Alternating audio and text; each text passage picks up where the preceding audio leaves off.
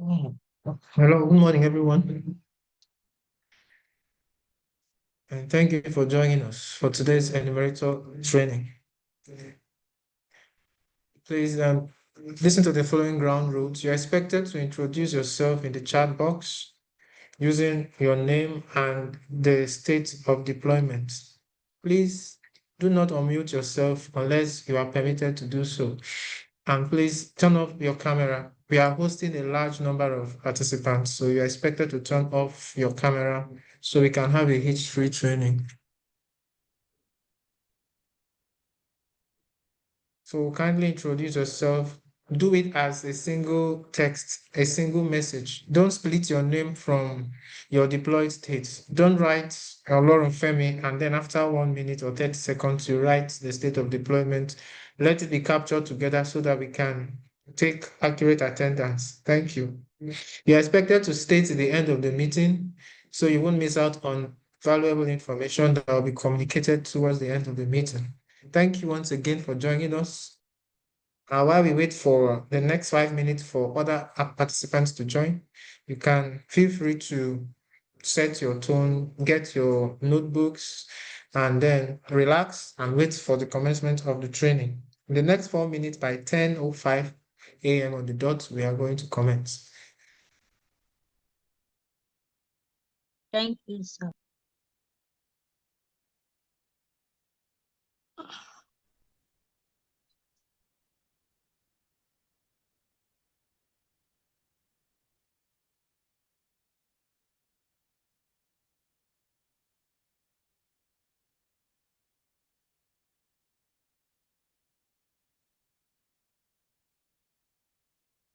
Okay, just to reiterate again, if you're introducing yourself, please follow the same pattern. I know you received an email from us for the consent form and you are deployed to a particular state. Use the same pattern.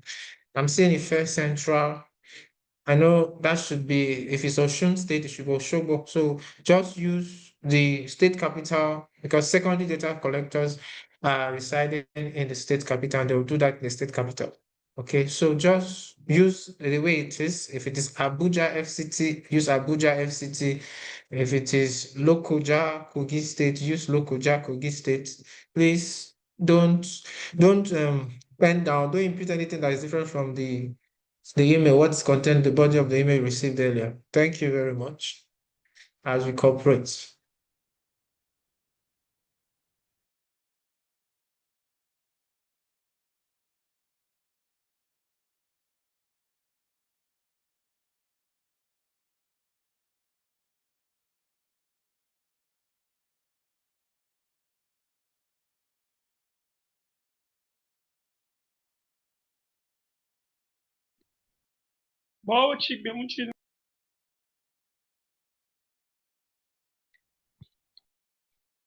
So additionally, please, your username, ensure that your username is your name. So we don't want to see user, we don't want to see Infinix or 10 Lite, we don't want to see iPhone. So just rename yourself if you know that the name that is we can see from our end is not your real name, it's not your ID. Please rename yourself so we can trace and take accurate attendance. Thank you very much.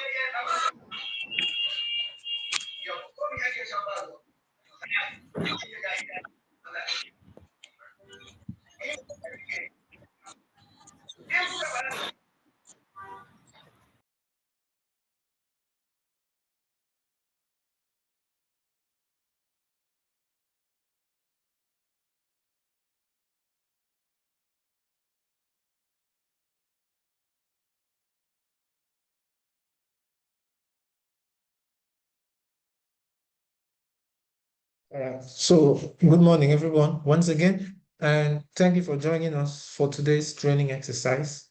So this training is strictly for the secondary data collectors, those who are meant to collect secondary data from various ministries of interest across the states. So thank you once again.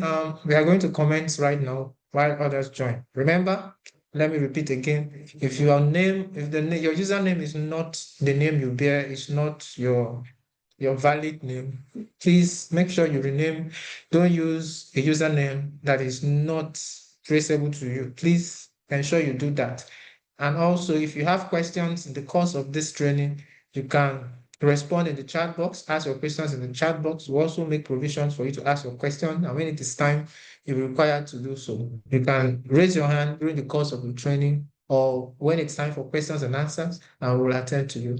Thank you very much. There is someone who is at the chat box to respond to all your requests and questions. So please make use of the chat box. Thank you once again for joining us. My name is Gospel Okoro, and I have with me here Mesoma Victory. She's from DataFronteira Ltd. We also have Mr. Prosper, who is from the IGR Initiative. Thank you very much for joining us, and we look forward to an exciting training session with you all. All right, so I'll begin by sharing my screen so we can commence. If at any point you can't hear me, please feel free to respond in the chat box. Please confirm you can hear me. Everybody confirm you can hear me.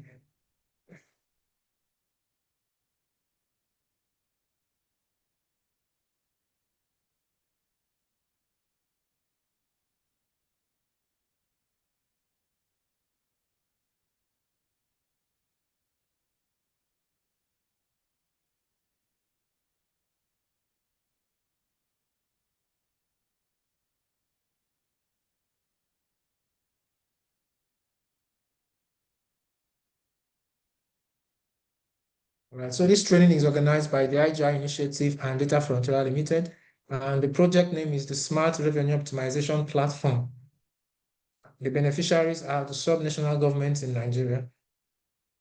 So we are going to do a little bit of a rundown. We'll talk about the IGR Initiative and DataFronteira Ltd. For some of us, this is the first time we are getting to know this organization through the application window.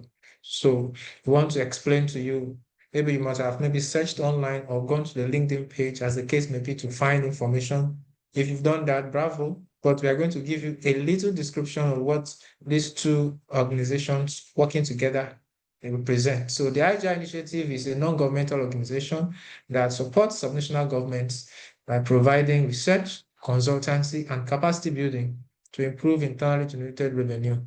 So their goal is to build the capacity of subnational governments towards the improvement and enhancement of internally generated revenue across all the states in Nigeria, including the FCT. On the other hand, the DataFronteira Ltd is a data science consulting firm with a pool of data and technology experts known for delivering tech-based innovation solutions to complex problems. So the DataFronteira Limited, they are saddled the responsibility of bringing in technology into the internal generated revenue sector.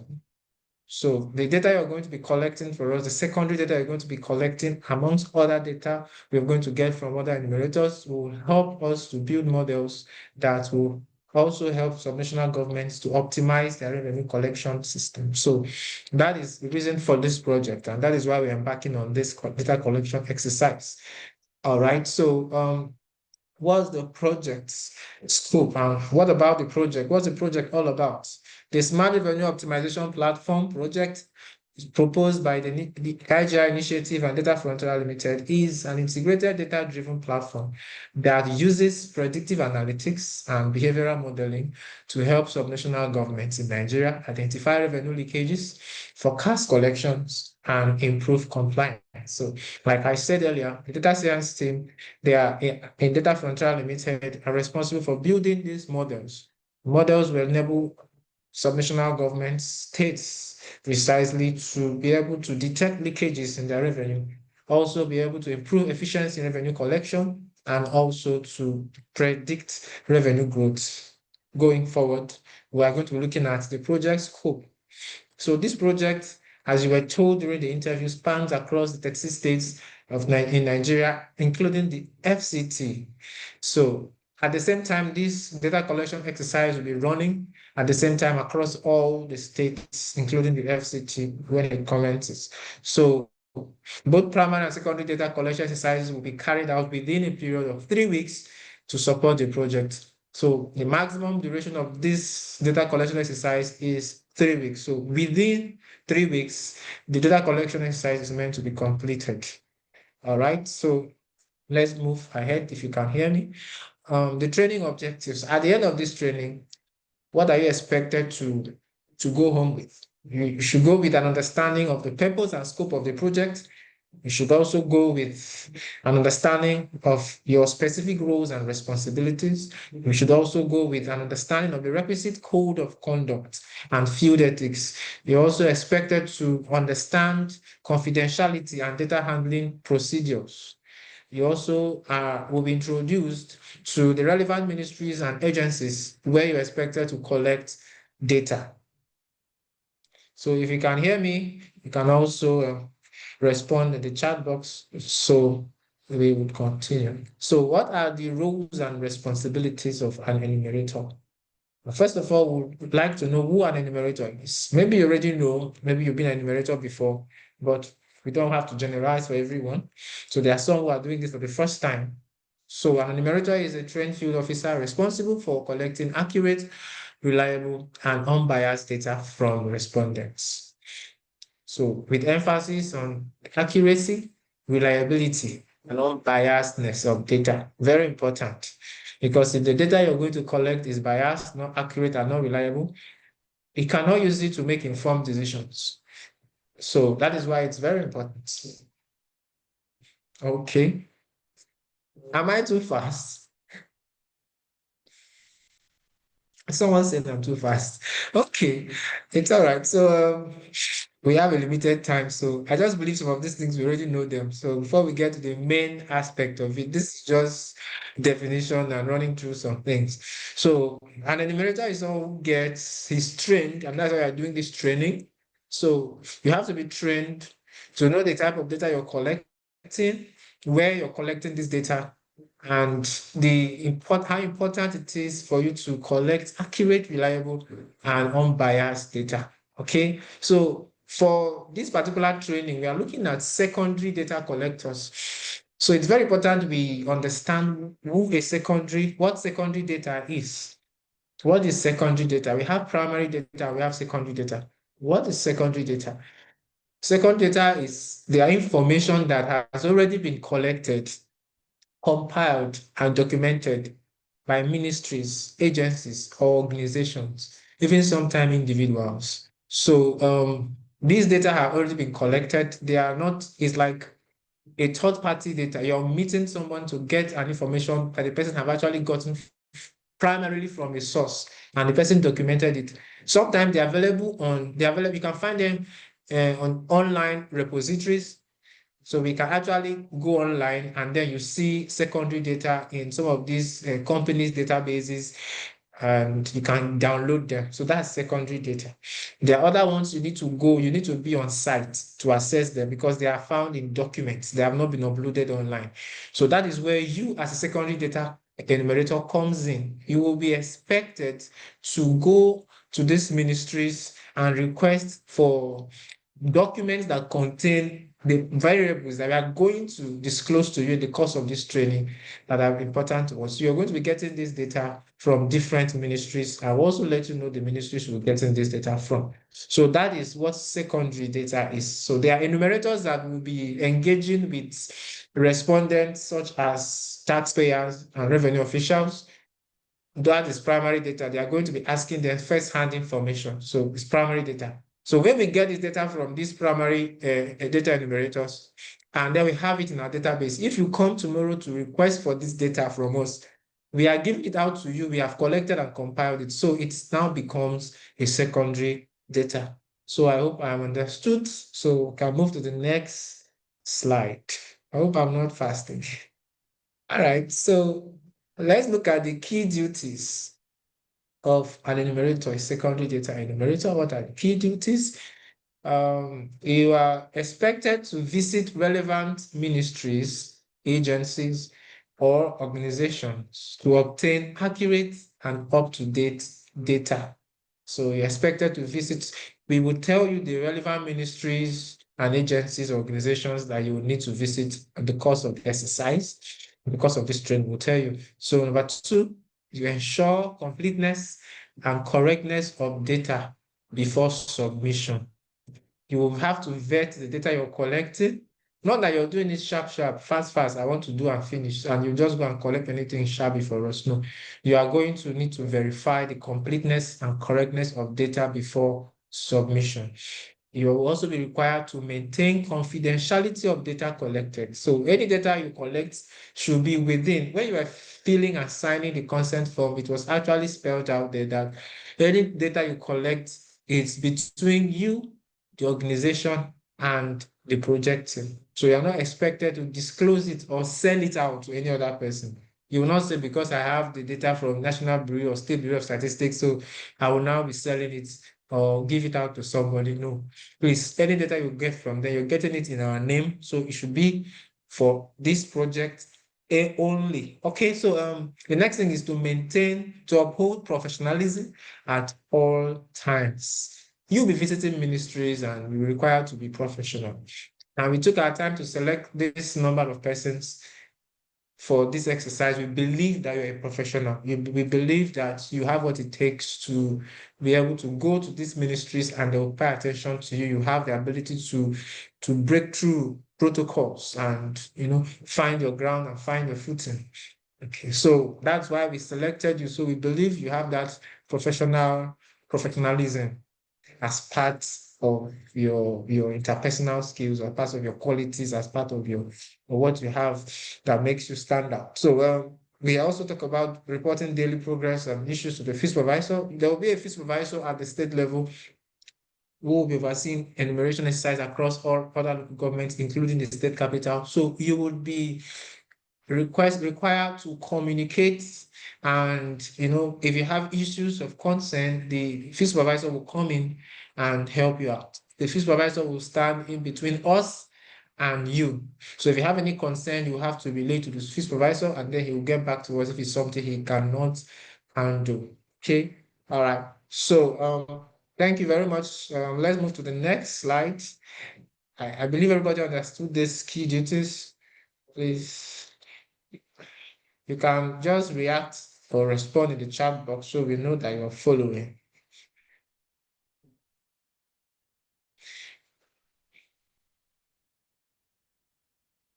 All right. So what are the code of conduct? What are the code of conduct? It's very important because the people you are going to be meeting with are officials, and it's not just people on the roadside. So it's very important to understand that you need to always identify yourself clearly as a representative of the organization. Please let me pause here and say this again. If you are just joining us, you are required to introduce yourself in the chat box using your name, your legal name, and the state of deployment as contained in the email you received from us before now.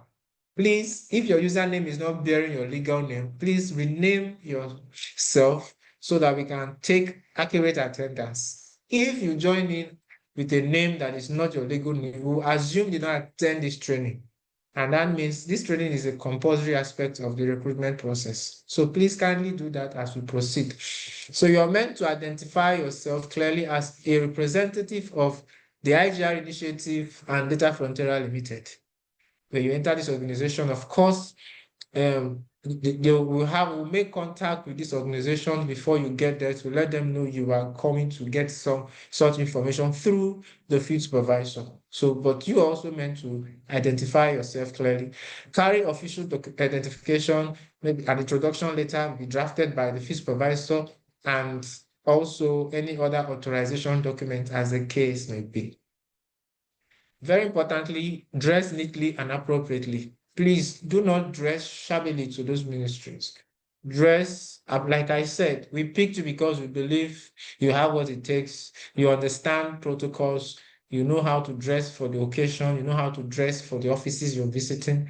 You know how you would dress for an interview. You know how you dress to a wedding. You know how you dress to a church. So there are different dress patterns and codes depending on the activity. Okay, so you will not dress with your jersey and your shorts or whatever, then with your boots, because you're not going to the football field. So someone who's going to a football field to train on a Saturday will dress that way, but someone who is going to the gym will dress that way. And someone who is going to the ministry to collect data will not dress that way. So dress decently and neatly, and also be culture sensitive with your dressing. There are some places that they may not permit some kind of dresses, not because it's bad, but because it's not in line with our culture. So once they cite you with that kind of dress code, you're already giving them negative impression about yourself. So very, very important.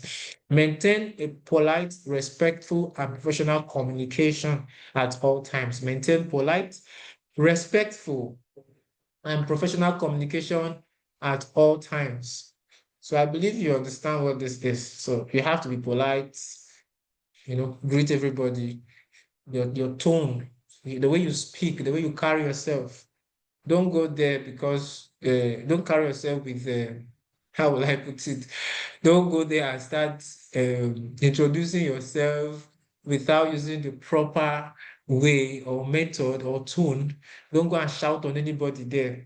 Don't say, because the data you're looking for is important. Whatever you're going there for, they have the information, and the information you're going to get from there is going to determine if you'll be paid or not paid. So you're the one that needs them more than they need you. So carry yourself well, carry yourself with dignity, but respect everybody, and make sure that all forms of communication is within the professional purview. Please don't go there and start discussing football or begin to bring in issues of conflicting interests that will make anybody agitated, or religious argument. Please just go there, do your job, and then you're out of the way. Very important interpersonal skills too, very important. So respect all official procedures. Some of these ministries, they have procedures. Because you're coming from the IGR Initiative and DataFronteira Ltd, and they have set a letter ahead of it, doesn't mean you should just jump all protocols. Make sure you follow all the official procedures and security protocols in the government agency. Okay? So don't bypass formal channels. Always follow proper introductions and permissions. If they don't permit you to enter, don't always seek permission before entering offices. Go through the right channels, ask the right questions, ask people around before you enter into offices. Be patient if there are delays or bureaucratic procedures. Sometimes there may be delays, and when I say, okay, go and come back tomorrow, or go and come back 2 days time, you have to be patient. For you to collect data, you have to be patient. Okay, so patience is very important. So if you are not patient, you have to cultivate patience for you to be an enumerator.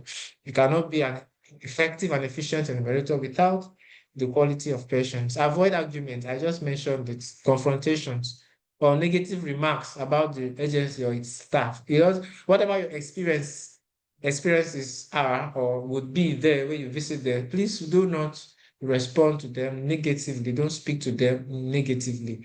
Avoid confrontations. Okay, if they use, I believe everybody selected here, you are matured, you are a graduate, you've understood something. There are some things that if I say, me, I don't take nonsense. No, but when it comes to this executing your job, you have to take nonsense. You have to be tolerant, because you will get some of these things trying to get data from these people. So you have to be tolerant. Don't go there and say that because you are or you have this, you have this, you have that qualifications, you are bigger than the person, and the person should not talk to you this way or that way. So please ensure that you avoid arguments, confrontations, or negative remarks about the agency or staff. Avoid avoid discussing political or sensitive issues unrelated to the assignment. I think I've mentioned this already. So let's move to the next slide.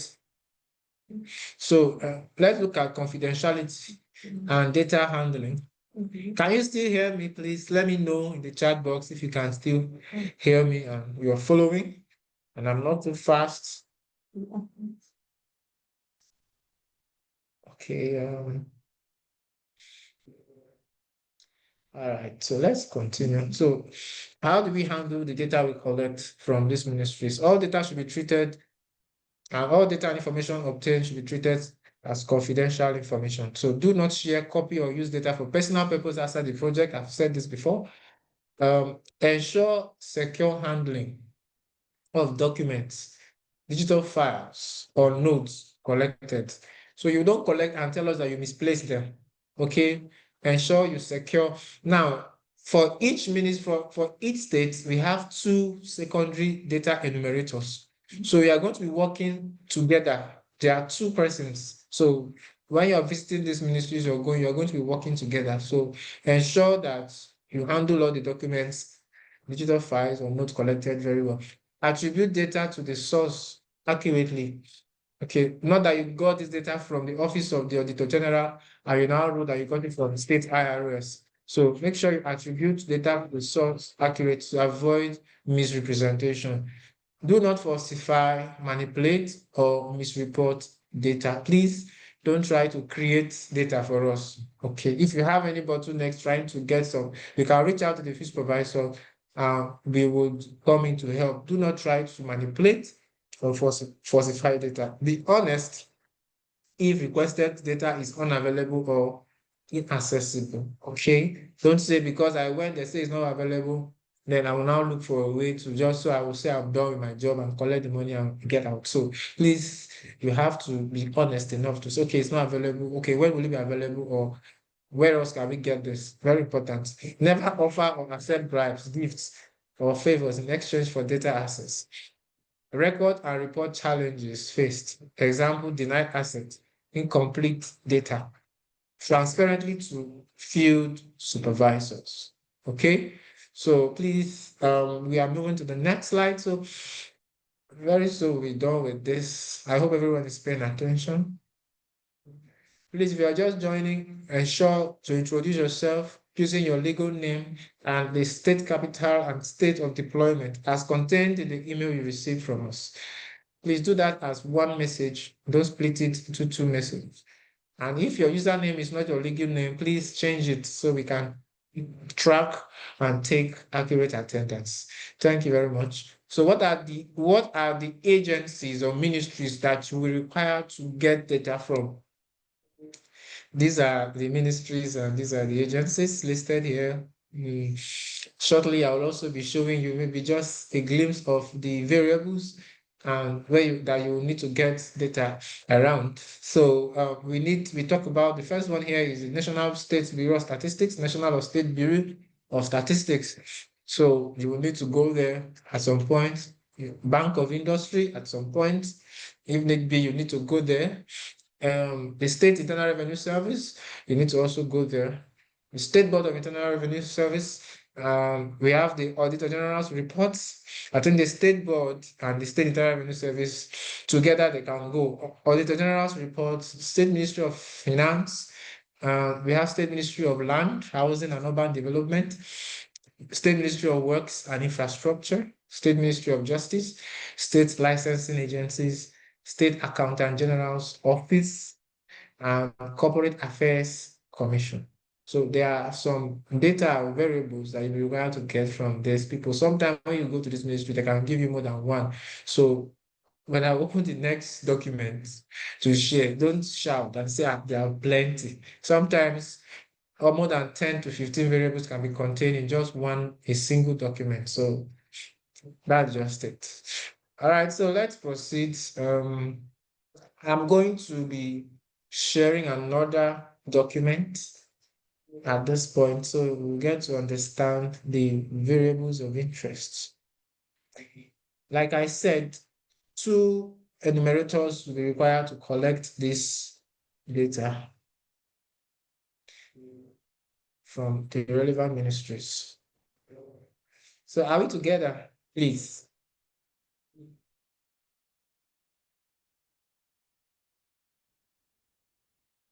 All right, I can see someone is responding. Okay, so let me share the next document. So,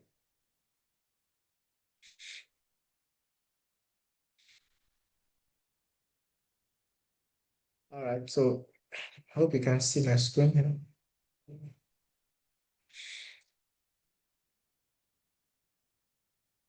So like I said earlier, there are two types of secondary data. Some of them, you can get them online.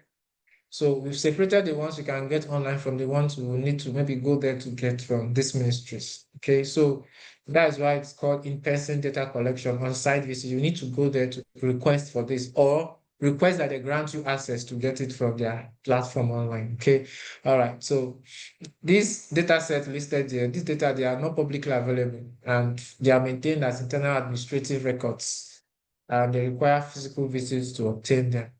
Okay, so from the National or State Bureau of Statistics in each state, you will need to get data on compliance rates of taxpayers, working population size, per capita income, urbanization rate data, HDI, Human Development Index. We have cost of fee collection per fee source too. You need to get that. The urban population size, inflation rate, private sector investment, dependency ratio, frequency of transactions, number of active businesses in that particular state. So you would need to get, like I said, sometimes you will get a particular document that contains maybe most of this, if not all, majority of a particular, all these variables in one document. So once you have them, we will also share with you this and also the ministries you need to visit with the fee supervisor and also with you. So I'm so fast. Okay. The slide, I hope you can see my screen. Like I said, I'm just reading what is there. So that's why I'm a bit fast. It's the same thing that is there that I'm just repeating. So if you can see it, it means you are following what I'm saying. I'm not saying any other thing different from what is on the screen. Okay, so these are the variables that you're going to be required to get data on from the National or State Bureau of Statistics. Okay, all right. So let me repeat it again. If you didn't get it, someone said I was fast. Compliance rates. You're looking at taxpayer compliance rate, fee payer compliance rate, what's the size of the working population in that state? You need to also get it. What's the per capita income in that state? What is urbanization rates? What data on the HDI, data on cost of fee collection per fees? There are different fee sources. Would also share that with you. And whatever information they have there, you get it. What is the urban population size in that state? What is the inflation rate? Private sector investments? What about dependency ratio? Frequency of transactions? And number of active businesses?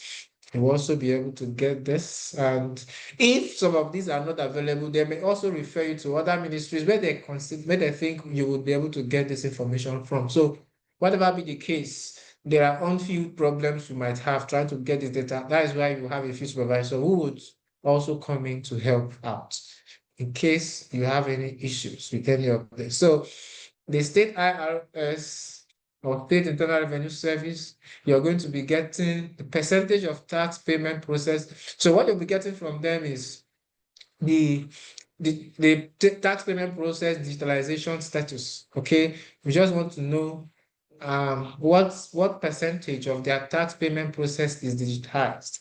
Okay, this will be rephrased or reframed in such a way that you will be able to ask them for this data in case they don't understand what you're talking about. Okay, because this is a metric, percentage of tax payment process digitized. So we want to know the tax payment processes, are they completely Have they introduced technology completely, the tax payment process or whatever? So from our end, be able to get from that the percentage of the tax payment process. Or maybe they are using the digital aspect, they have adopted technology in a particular aspect of the payment process, but they have not adopted it in a particular aspect of the payment process. You will also be required to get that information and explanations if necessary. Okay, so you also be required to go there with writing materials. In case there are other explanations, we're able to also document them for us. Okay, so the discrepancy in tax collection, you can also get it from there. What's the difference between the tax that they are meant, the amount they are meant to collect from taxpayers and the amount that was actually collected from taxpayers? Okay, that is discrepancy in tax collection, the difference between what is collected and what is expected, the actual collection and the expected. Okay, so that will help us to know the leakage, to identify the leakage where they have those discrepancies, and also to know how efficient they are in collecting these tax. So the manual collection rates, also you get data on the manual collection rates. So it's not as if they may not have it as manual collection rates, but you have to ask them if they have a record on the percentage of the collection process or payment process that is actually manual, data collection process that is actually manual. So from our end, we'll do the calculations and get the rate. So like I said, the document will be streamlined so that it will be easy for you to be able to engage. So we are seeing rate. We'll also explain it. I believe even with your fee supervisor, when we get to that stage, we will be able to explain it better for you to understand. Outstanding fees. You know, there are people who pay fees and then some of them don't pay complete. Okay, so want to know outstanding fees. It helps us to also measure efficiency in collection and leakage detection too. So frequency of late payments. How frequent do these taxpayers, fee payers, payers of licenses and other things, how frequent do they make payments late after the deadline? Okay, then digital collection rate per fee source. We also want to get that information. Number of registered vehicles. Well, how many vehicles have been registered in a particular year on year? You know, we are going to be looking at, they give you this data. It's like a trend analysis we are doing. So we want to see number of vehicles registered from so and so year. If they have records from backdated to 20 years, they can give it to you. Okay. So I also point that out. We need this record backdated to 20 years, if applicable, backdated to 20 years. So that is where you're going to be getting from them. So we also looked at, you also look at monitoring frequency, how frequent they monitor the fee payments or fee collection process. How frequent do these fee or revenue officials monitor this collection? Because if they are not monitoring the process, there are chances that some will have to maybe boycott, some will have to put some of the money in their pocket. So that is also leakage, and it's part of what we are doing in this project. Okay, so collection efficiency, amount charged versus amount collected. Talking about fees here. Okay, monitoring frequency again, standing fines, proportion of fines or penalties collected.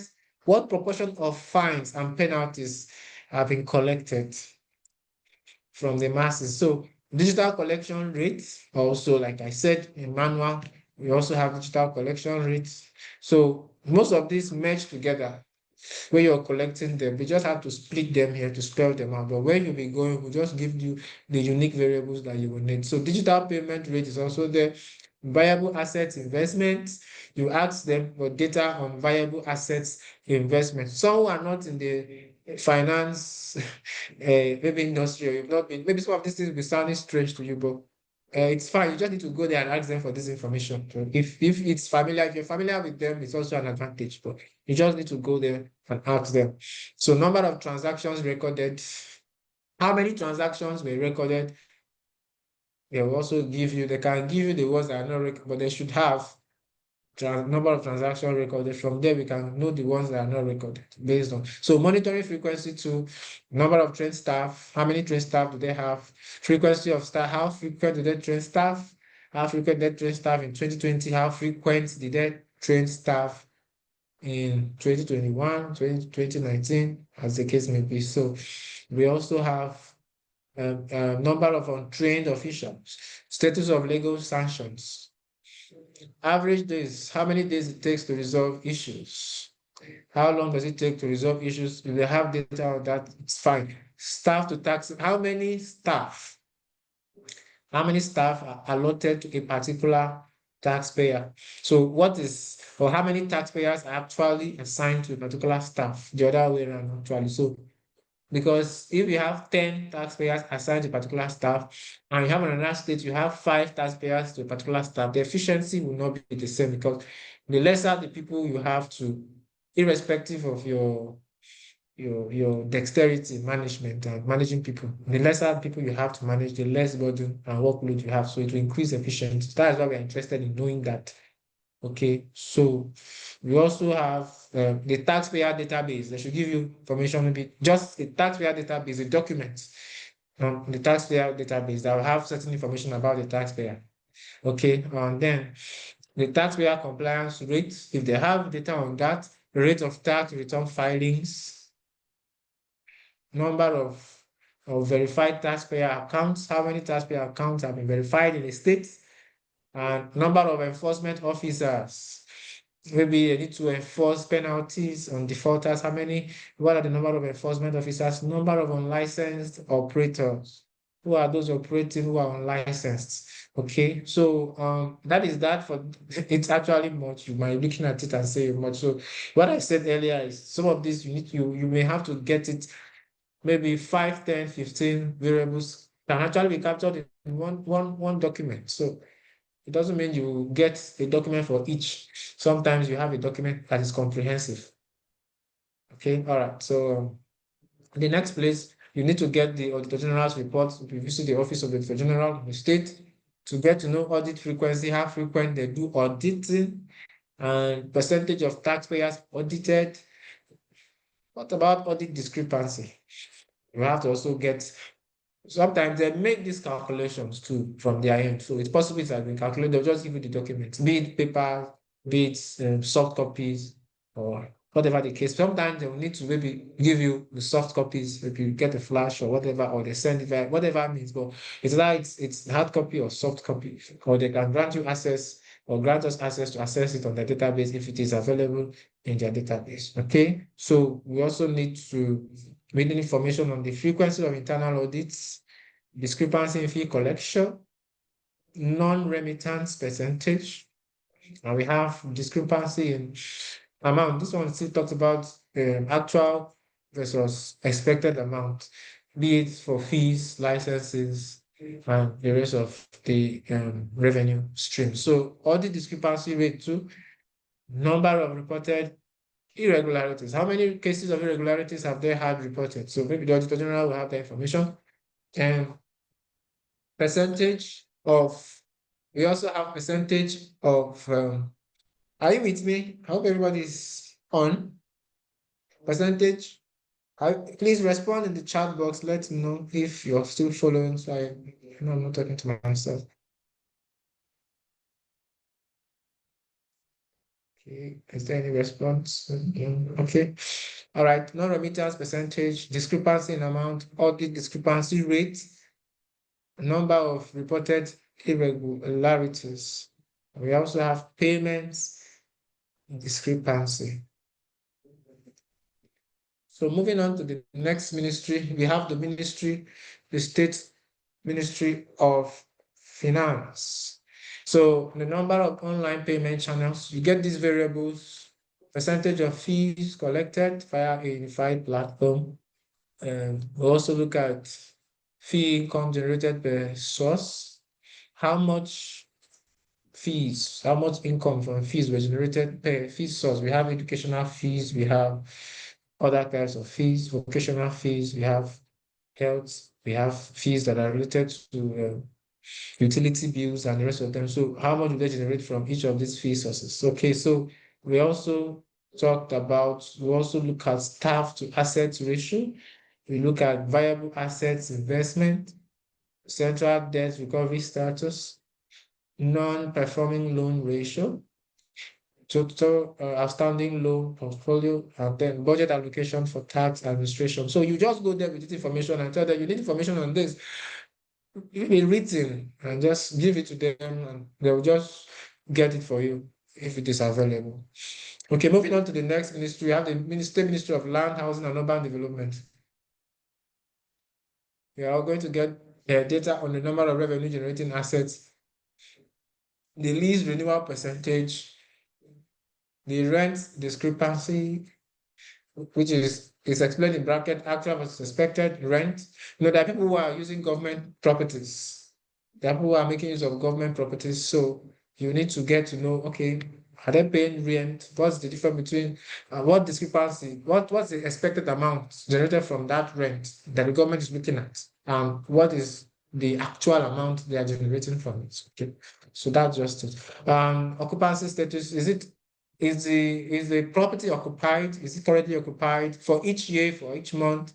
I can give you that time series data. Okay, we're also looking at outstanding arrears. Outstanding arrears. They are yet to pay. How much is it? Tenancy turnover frequency. How frequent do people come in and leave? Maybe if it's a government-owned house, maybe an estate, how frequent people come in and then leave? So rent renewal time, how long does it take for a particular tenant to renew their rent?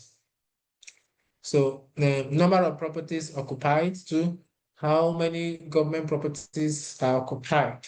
So number of rented state-owned properties.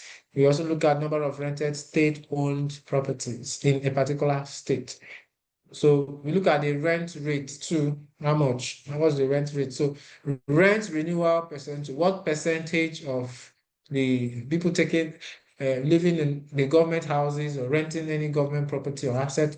What's the rent renewal percentage? So we can also get that if they have that information from the State Ministry of Land, Housing and Urban Developments in each state. Okay, so we're almost done with this. I hope everybody is still following. Please let know. Hope I'm not too fast at this point.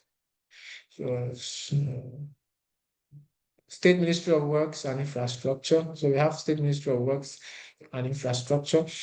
We just need to ask them get information from them. What is the growth rate, infrastructure growth rate, backdated to 20 years? What's the infrastructure growth rate for each year? How has the growth rate been in infrastructure in the state? So you have to get that from them. Then the State Ministry of Justice. We have to get information on the status of legal reforms, status of policy reforms, number of prosecutions, enforcement status. So you get status of legal reforms, you get status of policy reforms.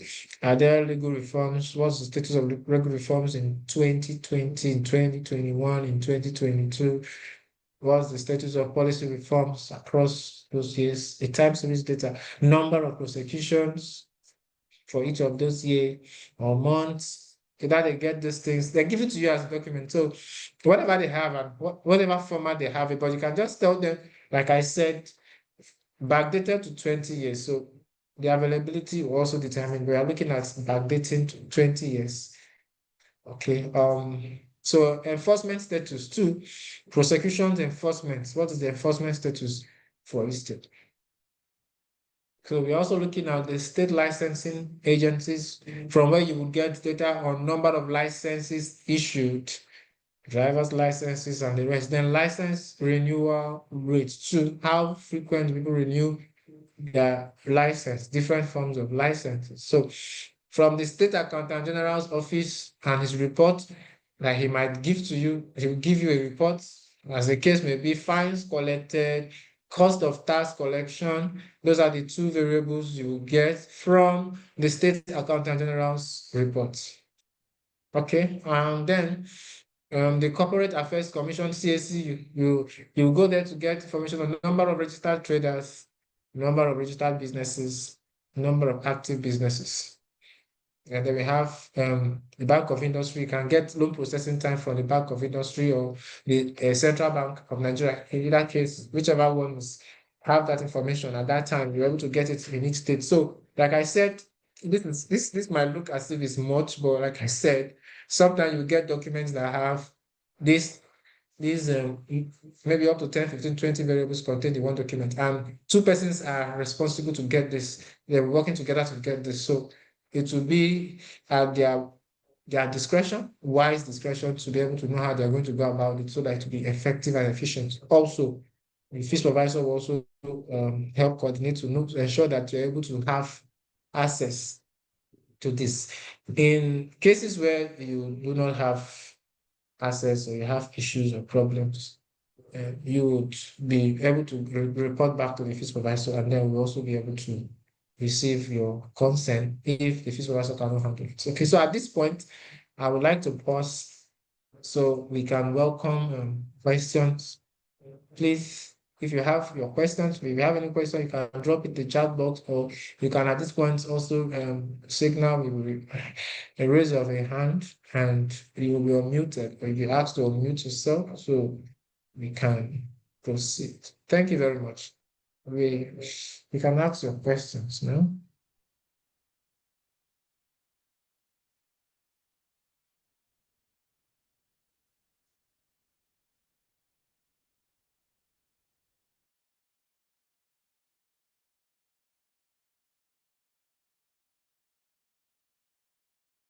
Yes, please, you can ask your questions. If you don't have any, so we can continue.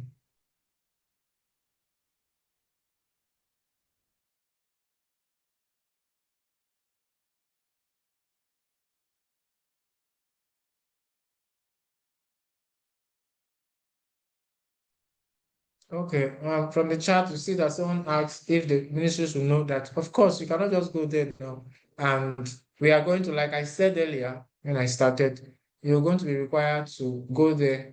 We are going to, through the office supervisor, to send them a notice that you are going to come from this organization to request for this and that. So you cannot just go there. They won't even answer you if you don't, if there is nothing done before you arrive. So there will be no consent there. Definitely we'll reach out before you get there. Okay, so if there are any questions, other questions, we can also address it. All right. Will there be provisions for logistics apart from the professional fee?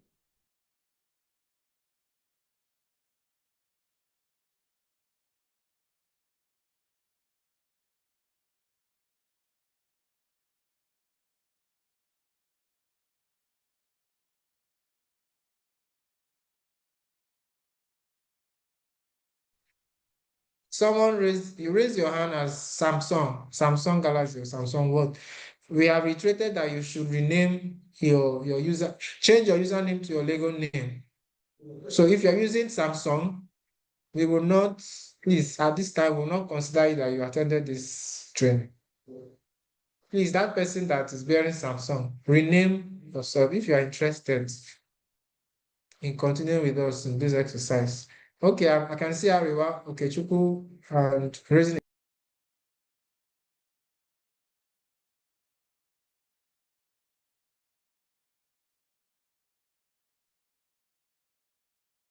All right.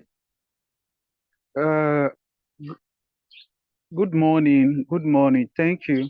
Can I go ahead? Can you hear me, sir? Yes, please. All right. Thank you so much. Your presentation was very good, and I understood everything. But I have some questions. One is, someone raised a question. The person said, would there be logistics apart from the uh, budgeted stipend or salary that will be paid to us? That one is number one. Number two is that because from my own end here, I'm in Umahia. I've been fortunate enough to do some data collections in the past, and especially people from this other side where we are. In fact, they find it difficult to cooperate with you when you want to do data collections. So one is when the supervisors are reaching out to them, they should tell them that we will be coming and they should give us proper attention. And secondly, because most of the times when you go, they will tell you come back again. They will tell you come back again, come back again. Because I've seen a situation whereby for me to obtain a particular survey from a parastatal in the east here, I went there several times. Then at the end of the day, I got frustrated. So I think there should be proper communications with them, and this issue of turning us around or making things difficult for us by the time we now reach out to them, the supervisor should make it clear to them that at least they should attend to us once we come, because them turning us around often, you understand, going there and coming back again, all these things involves money. And also some of these ministries are not even closer to each other. For example, in Abia here, when you talk about CAC is very far. When you talk about Office of our Auditor General, they are not even close to each other. Sometimes you spend almost 2,000 naira to get to some of these ministries within the state capital. So I don't know if there is any logistics that will be given to us apart from the, like I said, apart from the budgeted stipend or salary that will be paid to us. So please tell us, and so that all of us will be on the same page. Thank you, sir. Over.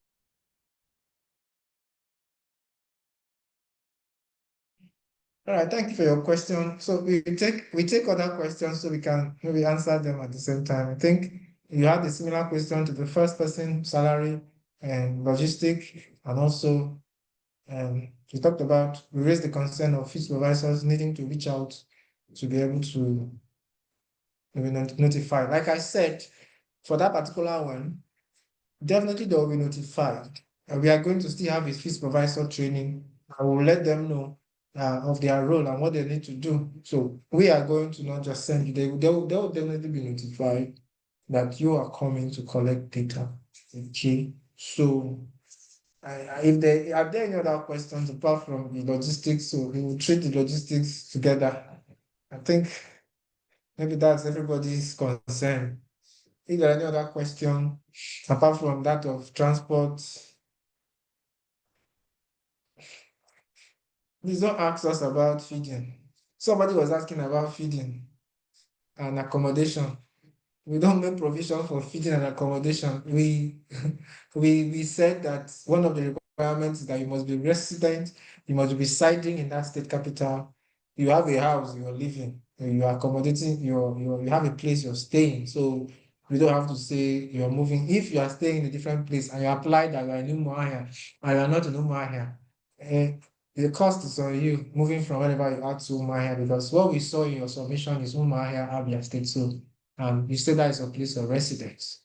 So we can come in and look and talk about the other part, like he rightly maybe raised, talked about transportation costs, but feeding, uh, we are not feeding anybody actually at this time. Maybe in subsequent projects, we'll make provision for feeding allowance. But at this time, we don't do that. So are there any other questions? Someone was asking, please, is there any tool for data collection? Did that person just come in? Are you just coming in now? Because we're asking for two.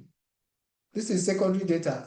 And do you understand what we are doing? I don't know if you follow through the tool for data collection. Hmm. You don't need a particular special tool for data collection. Like I said, secondary data is something that has been collected, documented. You just go there and request for it. If you need to go there, you go with writing materials. If there are other explanations or your experiences you want to state so you don't forget, you pen them down. You are not using Global Collect to collect secondary data. That is a survey tool. So if someone's asking about tool, you're not using Excel here. They can give you the data in a spreadsheet format, maybe as a soft copy, but that doesn't mean that you are the one to type it in yourself, as the case may be. So please, the two issues, there's no two, there's nothing, it's not applicable at this time. Someone was also asking, and that I did not mention the data you have to collect. I think that is what I just finished talking about now. I just talked about the data that you're meant to collect, the variables and the ministries where you need to get this data from. Abdulaziz Lawal.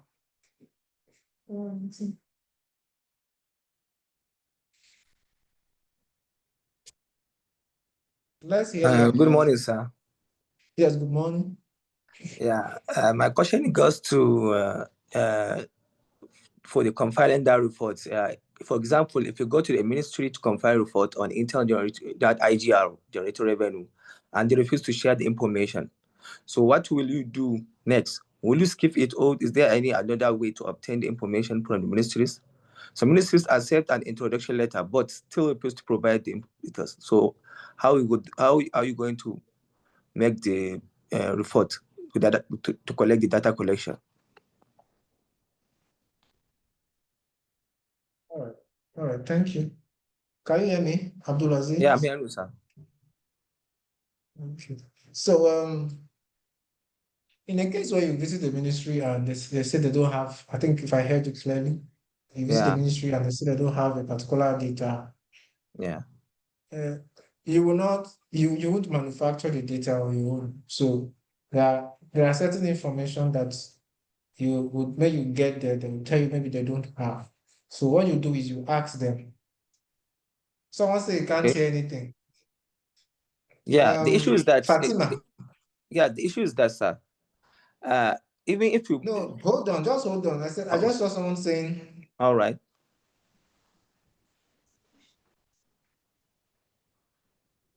I heard someone say you can't hear me. So I just wanted to confirm. all right, But you can hear me, right? yeah, So maybe it's I'm the here. person's network because someone just wrote a comment that I can't hear anything. So All maybe right, please check your network. Okay, so we can continue. All right, I oh, was saying that somebody is still asking. Please let's pay attention to the questions that people are asking because I can see somebody is still typing about asking about the stated salary covering. I think someone asked the question and we said we'll address it together at the end. yeah, So you don't keep repeating. Some of us are not paying attention. yeah, Mm. All right. So this man is asking if the variable will be just take note of those questions will be listed stated on the. So you ask the question. So when you get to the ministries, let me just answer this. You get to the ministry and they don't have it. What you can do is to at your discretion, you can ask them to know, okay, where else can you suggest maybe a ministry where I can go and get or an agency where I can get this from? Okay, if they have an idea, they will give it to you. If they are saying it's not available because maybe it is available, but they don't want to give it, maybe they want you to bribe them, and in some cases, so that is a different case. But if they yeah, say we don't have records, if they say we yeah, don't have a record of this, and it's true they don't have a record of it, you can ask them, is there another agency? If they know, they refer. If they don't, you don't have to manufacture what is not available. What you have to do is just to take yeah. notes But that this there is was one you not have been saying available. You that they relay it have to your office available supervisor, and that's it. information, So, sir. They hello? said there is one ministry that they have the information, but they couldn't give you the information, and maybe they will just ask for some. Because there's one that's been For showing up. money. If you can get it from him by fast, some people they used to bypass it. So if you have received someone that can be getting the data from him, can you begin him to collect it for you to update the request you have been given to them? Okay, you said, if I heard you clearly, I think your voice was breaking from at Okay. some point. So you said if there are some ministries that have it, but they don't want to give. Maybe Yeah. they are looking for Money or something like that. Yeah. extra money or something like Yeah. that. Yeah. Yeah, it's a common issue. Of course, there will be such. That's why I said these are on few challenges, and they are going to happen at some point. So Okay. you cannot broker that, you cannot do that by yourself. So what you do is you just take note of that, reach out to your office supervisor, and he will reach Okay. out to us. I will know what to do concerning that, if that is the case. If you discover that, Oh, okay, this thing is available, but because these people they are looking for, we are in Nigeria, some of these things happen. So they are yeah, looking I know. for Yeah, that's how it. maybe something. So, my Mhm. sir, there's So one they're looking question for regarding something. the So ministry. we are also aware of that. So there's one that logistic that we have been complaining for the first time, that I had someone that complained for the logistic.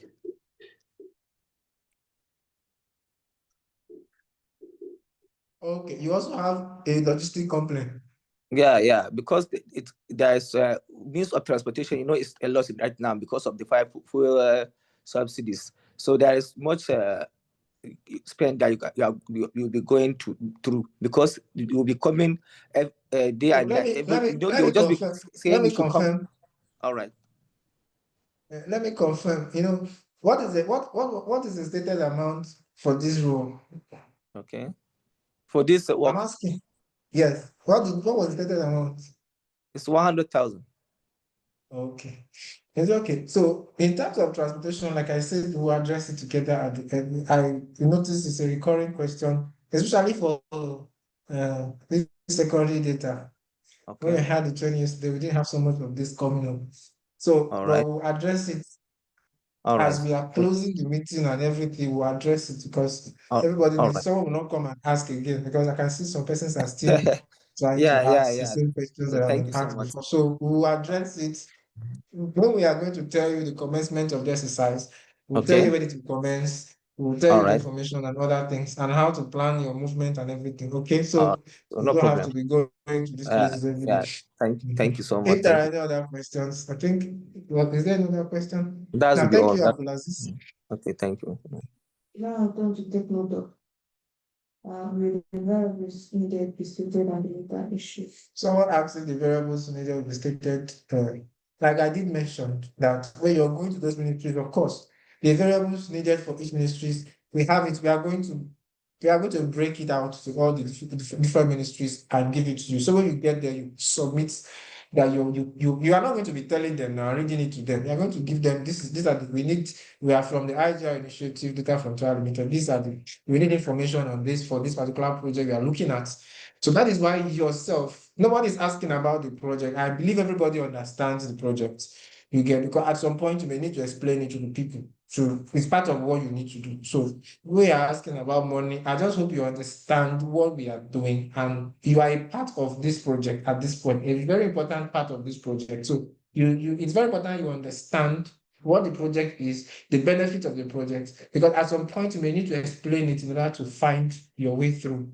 You cannot just go there just because we sent a letter, and then when you go there, you just say because we sent a letter, you will not say anything. At some point, and that is why those interpersonal skills are very important. You will need to explain, make some explanations.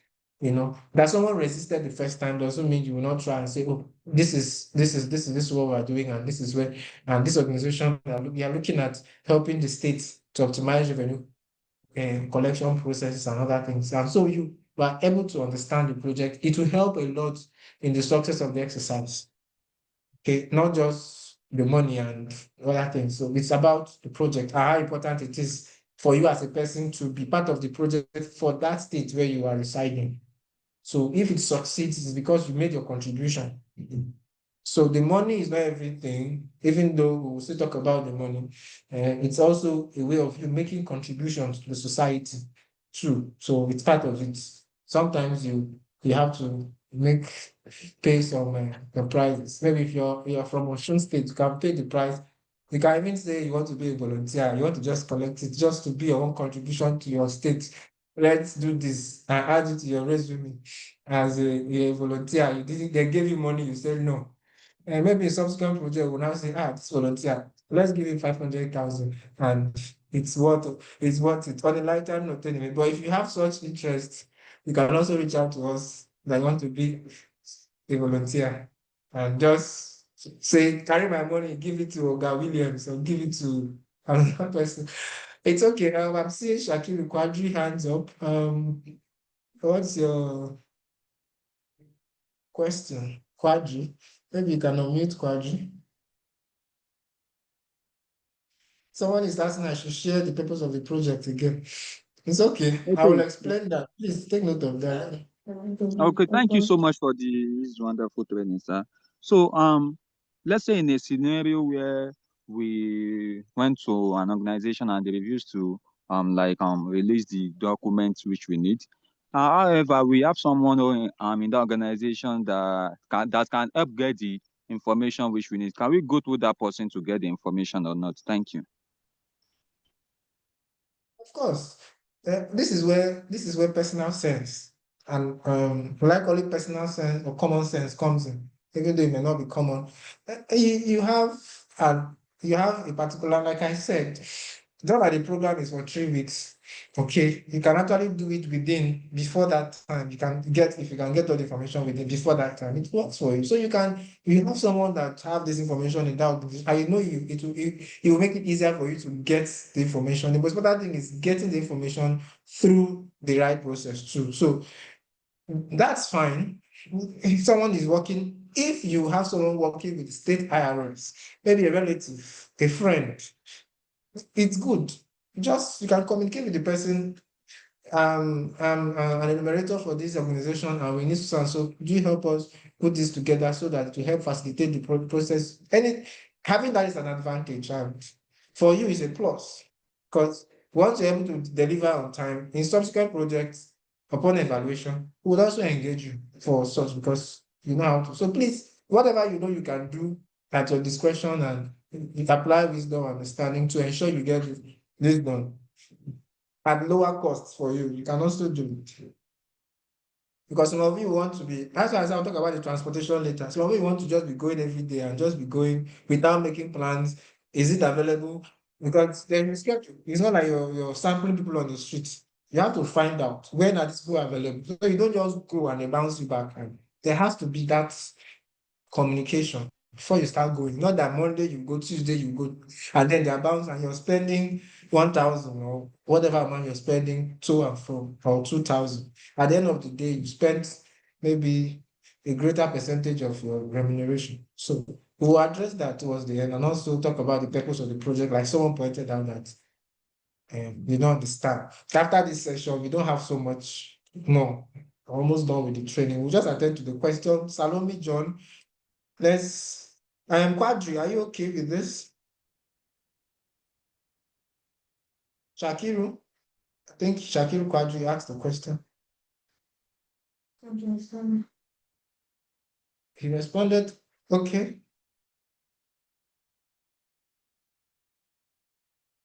WhatsApp group. We already had a WhatsApp group. For someone asking about WhatsApp group, we'll share it at the end. So we'll know those who will stay to the end. We'll share the WhatsApp group link at the end. There was already a WhatsApp group. Okay, those who joined yesterday, we'll collect everybody together and later we'll split to different groups or communities based on what you're collecting. Okay, so just stay to the end. So you won't have to explain via email to send the link to you. Salome, I can see Salome John Akwaji. Please unmute her later. Then Oga Willie Abdulaziz. Lawa, I think I've answered Abdulaziz. Where is this name? Salome Hello, John, sir. okay. Hello, Yeah, sir. Can you hear me, sir? I can hear you, please. Good morning. Yes, good morning. Okay. My question is, we're being given 2 weeks for this assignment, for the whole assignment. Hello, can you be audible, please? Be a bit audible. Okay, I said we're being given 3 weeks for the assignment, for the whole work. Maximum of 3 weeks. Okay. Maximum, yes. My question is, when these ministries or organizations cooperate, I feel this is a work that can be done under few days. So are we being given these 3 weeks because of issues of non-compliances from these ministries and organizations? Can you come again, please? I didn't get the last part. Okay, I said we are being given 3 weeks for the whole assignment. Yes, yes, yes. Okay, and I said if these ministries and organizations at the end of the day were very easy to work with and they cooperated and we got all this information. Now my question is that 3 weeks, are we being given that 3 weeks because of the issues of non-compliances from these ministries? Okay. Are you saying, if I got it correctly or clearly, that the exercise is for 3 weeks, and then what if the organizations don't comply within the 3 weeks, or if they comply less than 3 weeks? So the first thing is, let me assume your question rallies around both, either of them. So if they comply and you're able to get everything in 3 days upon evaluation, you are done with Sorry, the sir, that's not my exercise. question. And then don't worry, just hold on. Then the second question, the second arm that I'm thinking you're asking is, what if within that 3 weeks they don't comply? Is that what you're asking? No, no, no. I said those works can the work the assignment can actually be completed in few days when the organizations have corporate or ministries. Now my question is, are we actually giving these 3 weeks because of probably issues might arise that these ministries don't want to Okay. cooperate? Yes, of Yes. course. Of course. Okay. Like I said earlier, the exercise is going to run concurrently in all the states. Okay. Each state, each state have their peculiar issues and challenges. So, and then every enumerator to have their capacity. So Okay. maybe you might be able to finish yours in 1 week, another person may not be able to finish in 1 week. So it's different. So we are just pegging it at 3 weeks. That's irrespective, plus or minus, you should be able to finish within that 3 weeks. So we have Okay. different people collecting data in all the states. So what is obtainable in your state might not be obtainable. Maybe how easy it is for you to get it in your state. That may not be how easy it is to get it in some states. Some states, they might even say they are on strike, something like that. So that is why we just decided to. So that 3 weeks is applicable to all. But during the interview, I know at least for those, some of the people who attended the interview and me, I told you that, okay, you can actually finish it before the deadline. Okay, so that's a plus for you. I hope I Okay. answered your So question. yeah, so it is expected of all enumerators to round up their works within 3 weeks. Within, yeah, 3 weeks, yes. So if Okay. there is Thank need you. to mop up, there's need to go back and try to broker, then we can do it within that period. So that's why it's Okay. Thank you so much. all right. Thank you too. Oga Willie, please. I can see Oga Willie's hands up. Please,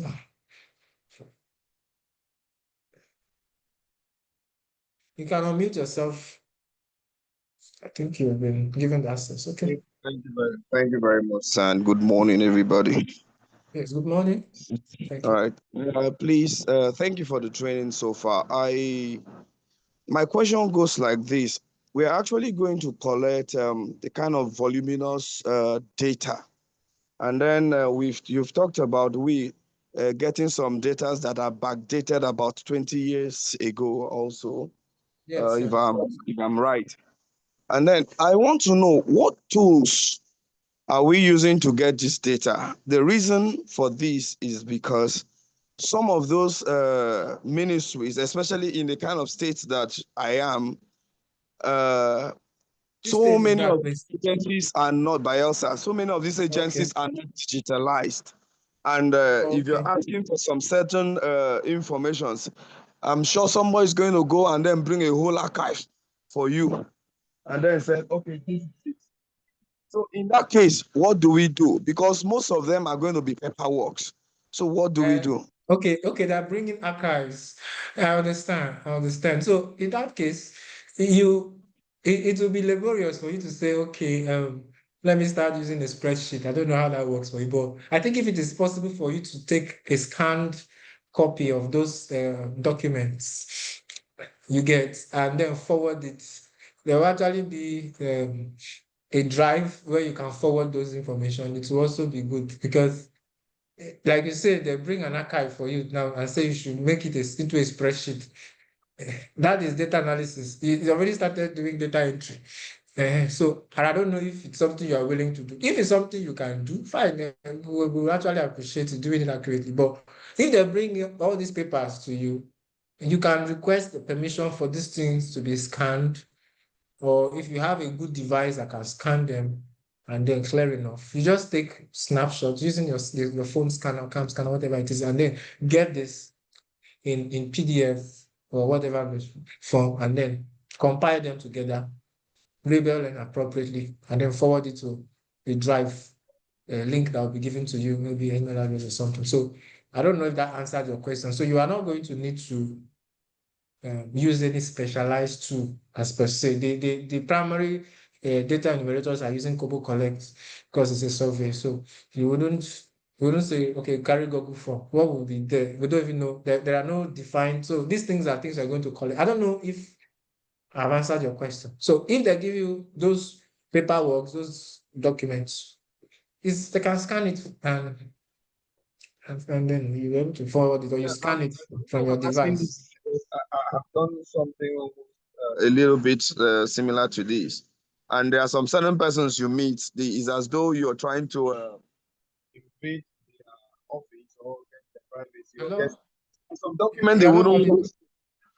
I'm not auditing them, yes. There are certain people that are, I don't know, they are skeptical about what you're sending out. And then they just bring, instead of them to just give you this, they will just bring Why would they about. be why would they be skeptical when they have been contacted before you arrived and they know this organization that you're using this is not for your personal use, unless there's another issue there. But if they know this is an organization and they are working on the project and it's revenue based and this is what they want to do, you just said that Bielsa they don't have some of these things digital. That is where we are trying to come in to bring in technology to their so if they can release it is for the good of the state. So it's not like they're giving it to you personal or you third party. Okay, as long as they trust you and you go with the organization's identification protocols and everything, I think they should give it to you. I don't know. Well, do you have any other, maybe you can suggest, do you have any other No, suggestion no. on how you can collect? I was just bringing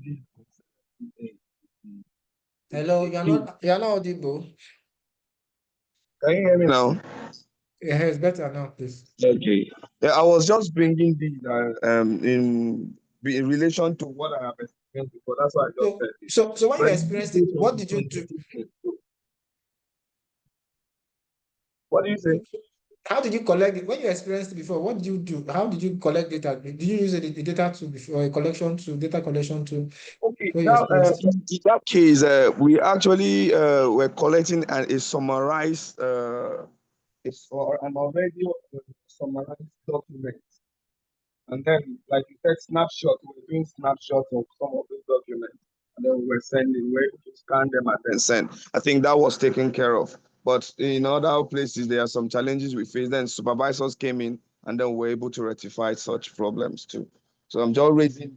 Okay, so yeah, it's a good point to raise. I think someone also maybe asked that question on data collection, and someone also answered in the group chat that secondary data. So I believe scanning, if there are on field, there are so many questions that you will need, there are so many issues you will experience while collecting this data. You get so when you get to that point, that is why the field supervisor is there to help out. And then we can come in as a case model. Okay. The project manager for each state or each geopolitical zone will handle those and we'll be able to rectify. Okay, all right. So we quite understand your question and your concerns. And I hope that it has been addressed to a very large extent. Lawrence Garber. Harry Walker is still raising hand. I thought we've No, it's Good not morning, sir. done. Lawrence Garber. Yes. Yeah, good morning, sir. Harry Walker from Um, Mahia. Yes, Lawrence Garber. Yes. yeah, Answer your questions, you please. actually, uh, you actually talked about the objective of why, if you are collecting the data, especially you want to improve state internal revenue IGR generation. Actually, I think I have a little challenge in understanding some of these objective. If, for instance, if we are if you want to really collect data on tax compliance, are we actually because tax compliance is multidimensional, are we actually looking at in terms of filing compliance or reporting compliance or payment compliance? Because it matters a lot, the kind of measurement we are submitting. So I really want to know whether, I really want to know whether we will be submitting it and indicating the type of measurement that was conducted so that. Actually, we are looking at compliance from the standpoint of the taxpayers. How are they compliant in paying taxes and other forms of revenue? Yes, that's what I'm saying. Yeah, okay. You are looking at in terms of payment compliance, right? Yes, exactly. Yeah, okay. Most of these variables are multidimensional in terms of their measurement. So I don't know if the paper that you are going to share is going to specifically tell us the key measurement metrics that we want to use, so that it shouldn't be something that we are collecting maybe a different story altogether. Okay. Thank you. All right. So it's fine. We will do that. Before you set out, we'll definitely fix that. It will be clear for everybody to know what we are getting. All right. Thank you, Lawrence. Harry Weissly still has questions. Okay. I think that's the only person. Harry, well, let's hear you.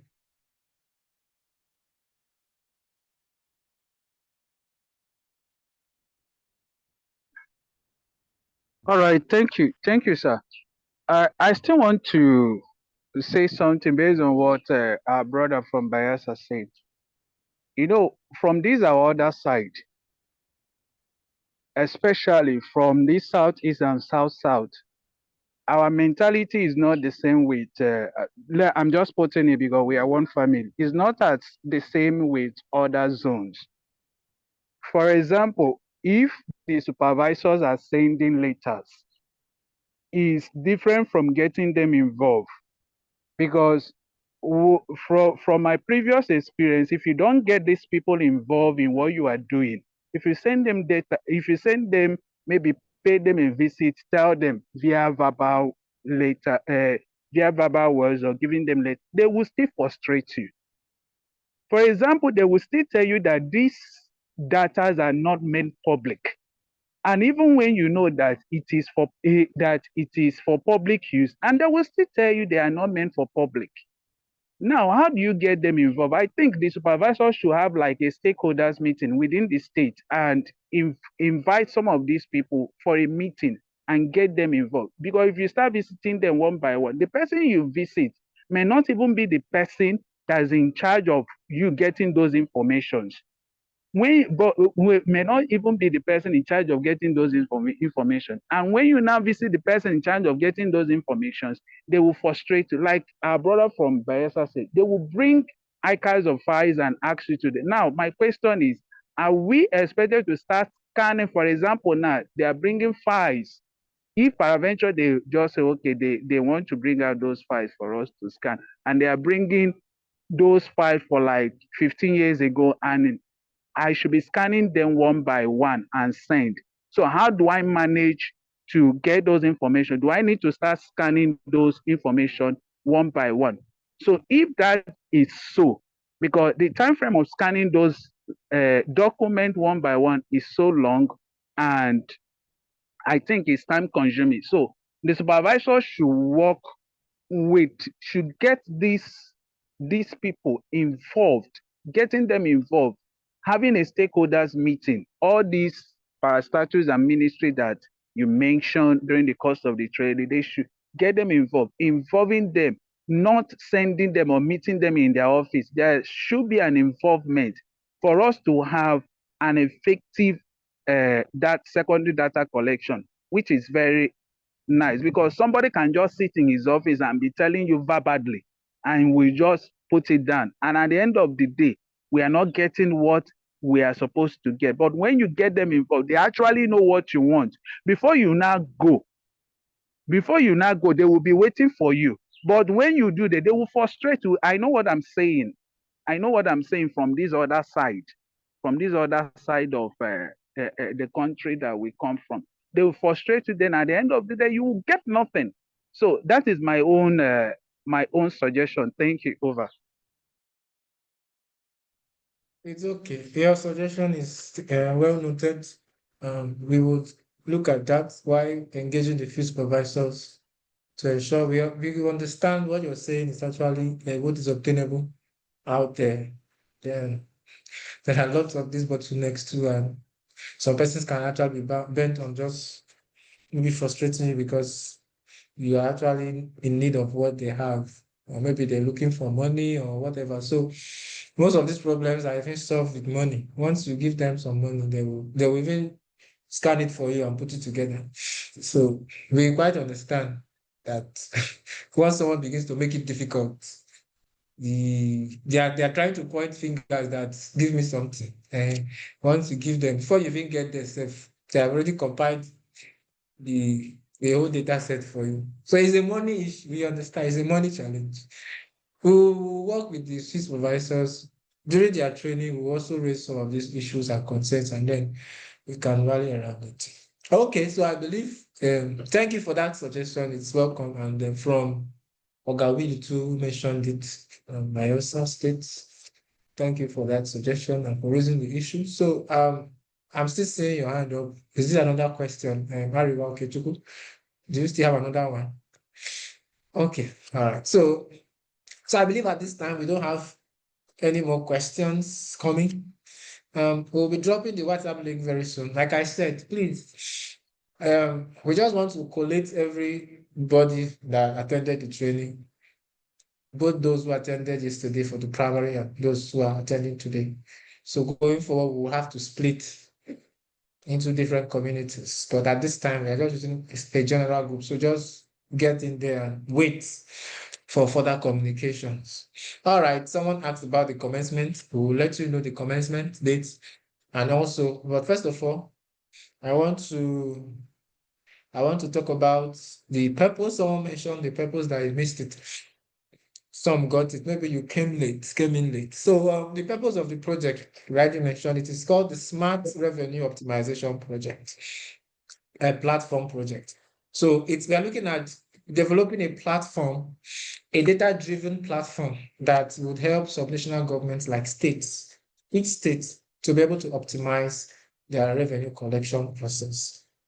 Both they'll be able to detect where they're having leakages in revenue and how to increase the efficiency in collecting these different revenues. And also, they'll be able to predict the growth of their revenue in coming years. So that is why we need time series data that the secondary data enumerators are going to get.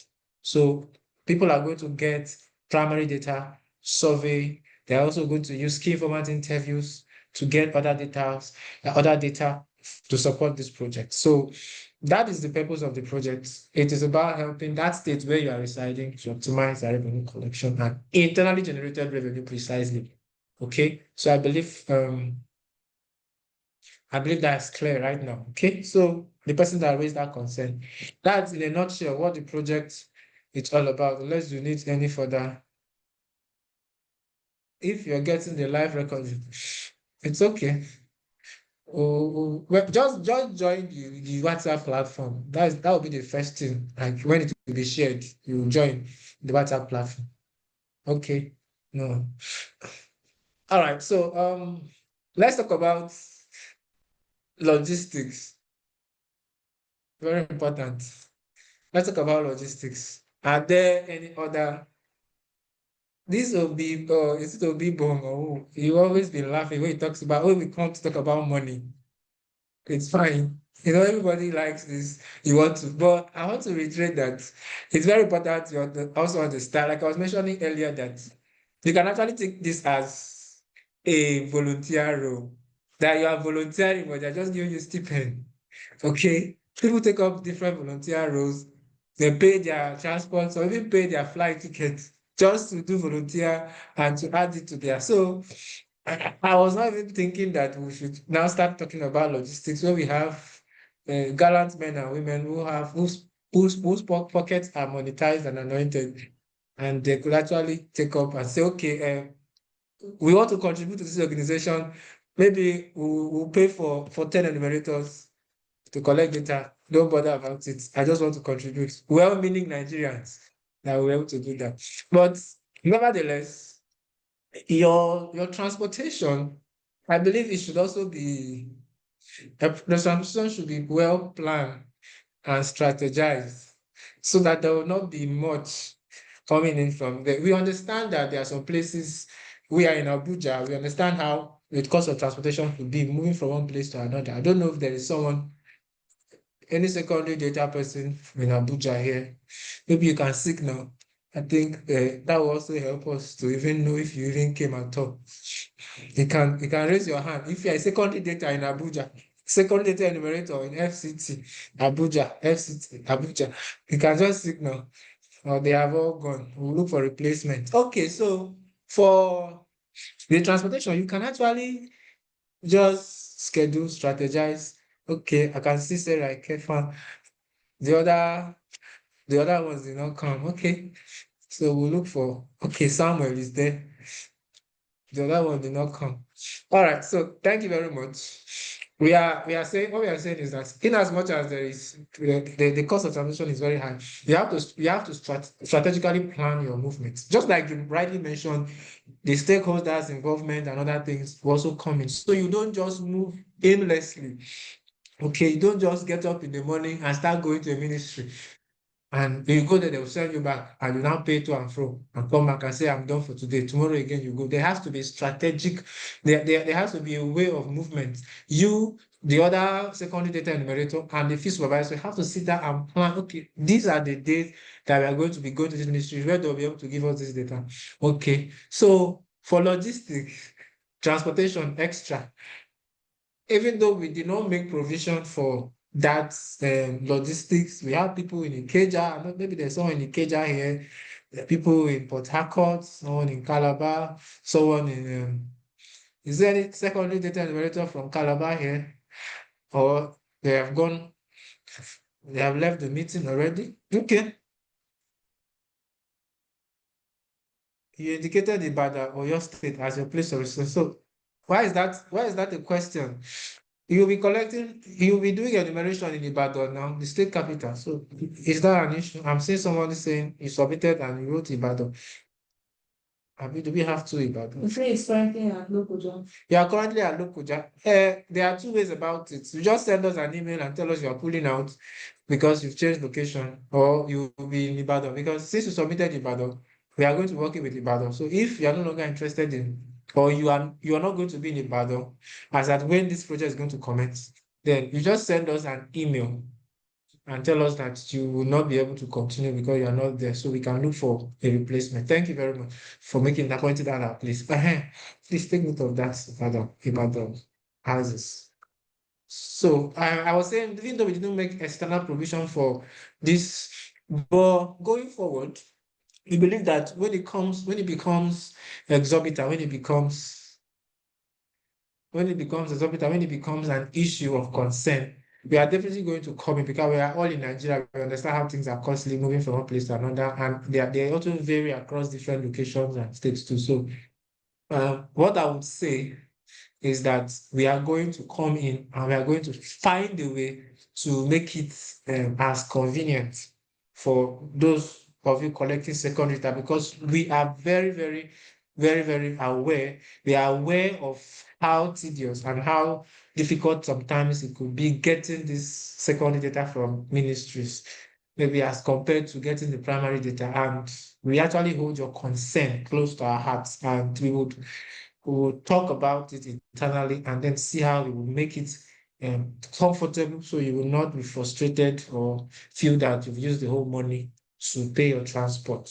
Okay, so I think that's the much I can say for now. I'm not going to tell you that, okay, we are going to add 100,000 or 50,000 or 20,000 or so. We just say going forward, before the rollout, we are going to see how we can come in and help to remove all forms of frictions and in regards to money.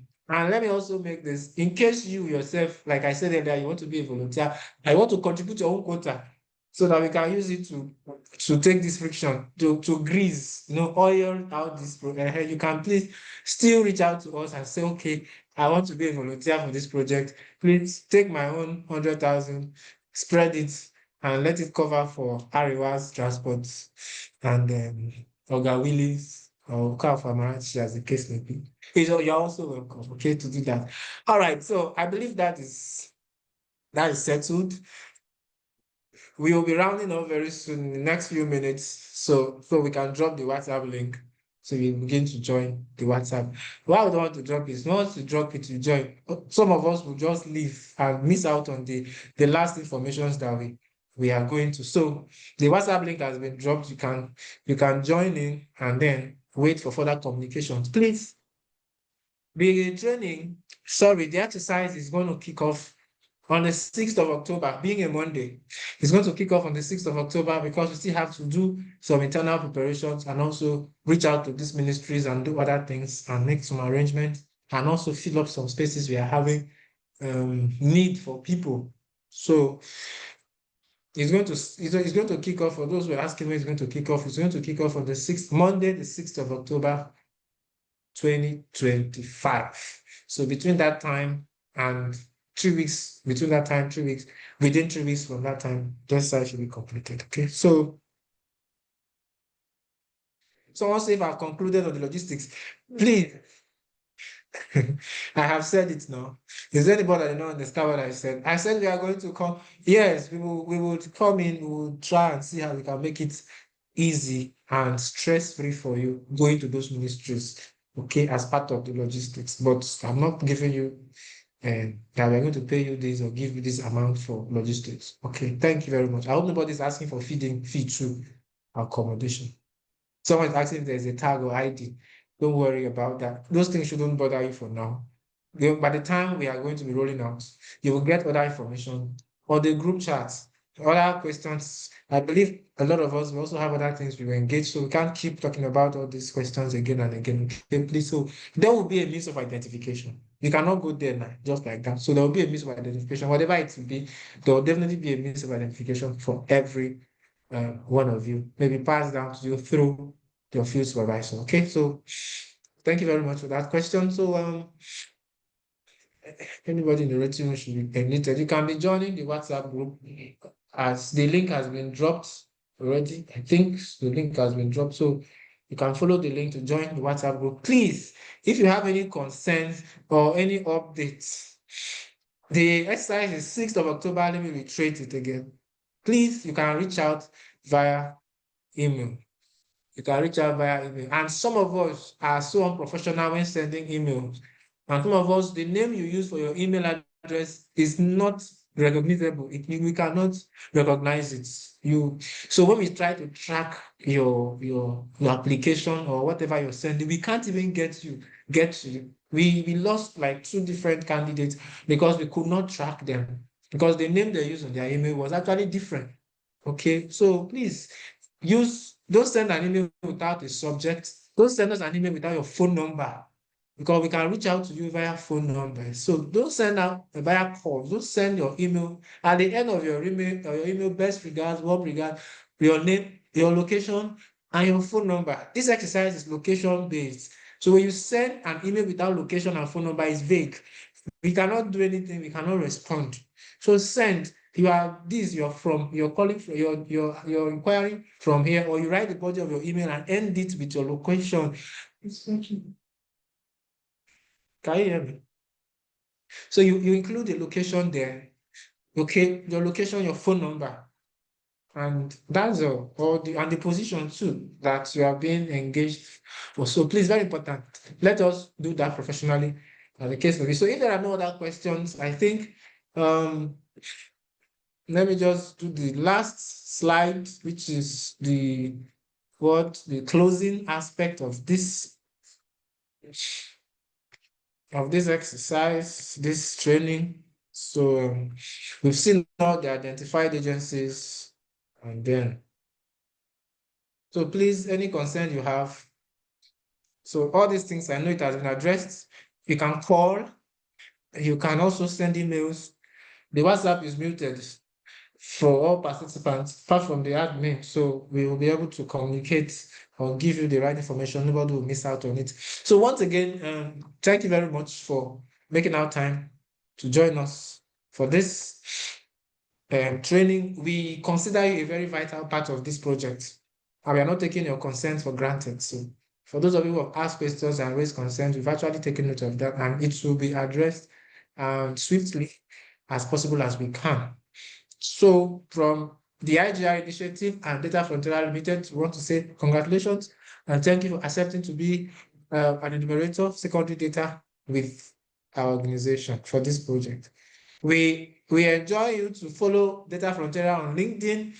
You can type in the name DataFronteira on LinkedIn and then follow the organization for updates. You can also reach out to us, contact us via sending messages to our LinkedIn inbox, please. You can do that. Just type the name DataFronteira on LinkedIn and follow.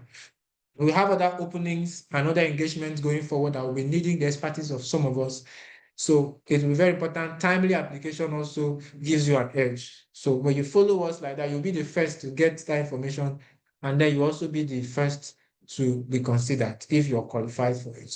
So thank you very much once again to everyone from Abia State all to the Z, which is Zamfara State, all the states between Abia State and Zamfara State, including the FCT, all the enumerators that join us from all the states. We say thank you for joining us and do have a pleasant day ahead. Thank you and goodbye. Ensure you join the WhatsApp, please, before you leave. Thank you.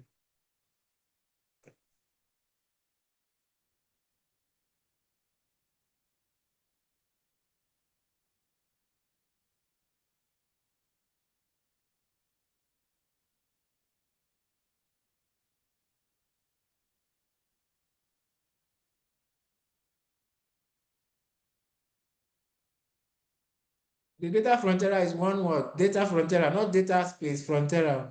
DataFronteira is one, just that the F is also capital. So not data space frontera, DataFronteira together.